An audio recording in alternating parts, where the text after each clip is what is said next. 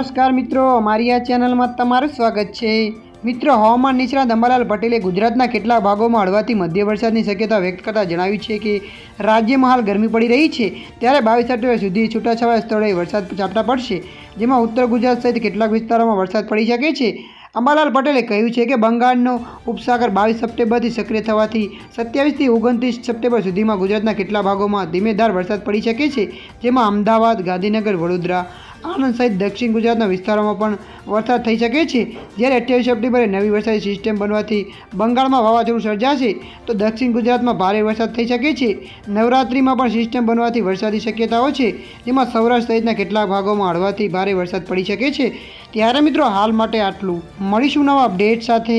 જો વિડીયો તમને પસંદ આવે, લાઇક, શેર અને સબસ્ક્રાઈબ કરી નાખજો। ધન્યવાદ।